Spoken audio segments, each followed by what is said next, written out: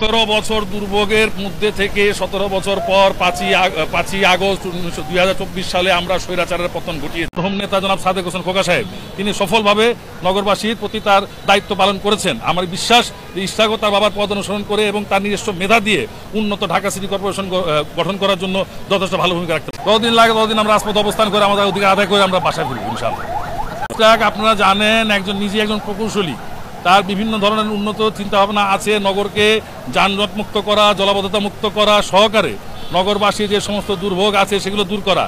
তার এগুলো master plan করা আগে থেকে ছিল এবং জানেন তার বাবা একজন সফল মেয়র ছিলেন ঢাকা সিটি কর্পোরেশনের, আমাদের মরহুম নেতা জনাব সাদেক হোসেন খোকা সাহেব তিনি সফলভাবে নগরবাসীর প্রতি তার দায়িত্ব পালন করেছেন। আমার বিশ্বাস যে ইশরাকও তার বাবার পথ অনুসরণ করে এবং তার নিজস্ব মেধা দিয়ে উন্নত ঢাকা সিটি কর্পোরেশন গঠন করার জন্য যথেষ্ট ভালো ভূমিকা রাখতে পারবে। আমরা বার্তা একটাই দিচ্ছি, আজকে না শুধু, আমরা 17 বছর যাবত একটাই বার্তা দিয়ে আসছি, জনগণের অধিকার প্রতিষ্ঠার লক্ষ্যে বাংলাদেশ জাতীয়তাবাদী দলের সকল পর্যায়ের নেতাকর্মী সবসময় রাজপথে থেকে তাদের অধিকার আদায় বাস্তবায়ন করে যাবে ইনশাআল্লাহ।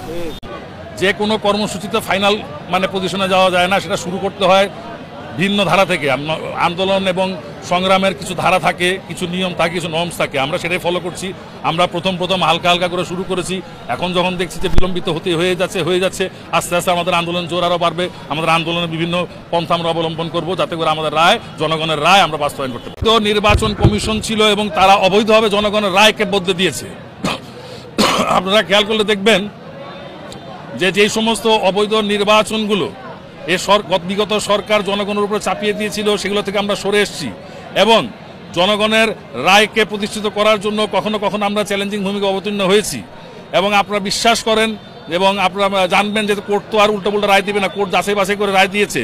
কোর্ট তৎকালীন যে অবস্থা ছিল সেটার পরিপ্রেক্ষিতে যাচাই বাছাই করে কোর্টের সিদ্ধান্ত মোতাবেকই ইঞ্জিনিয়ারিং ইনস্টিটিউশনের পক্ষে রায় এসেছে। তার মানে তখন ইঞ্জিনিয়ারিং ইনস্টিটিউশন জিতেছিল।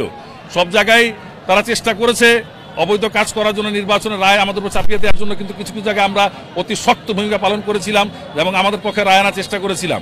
বিএনপি বিগত সমস্ত নির্বাচন অবৈধ ঘোষণা করেছে এবং সেই নির্বাচনের রায় চাই কেন, সেটা যদি আমাকে আপনি প্রশ্ন করেন তাহলে আমি আপনাকে উল্টা প্রশ্ন করি, এতদিন যে অবৈধ সরকার ক্ষমতায় ছিল, তারা যে অবৈধভাবে ছিল, তখন তাদের কেন জিজ্ঞাসা করেননি আপনারা অবৈধভাবে আছেন কেন?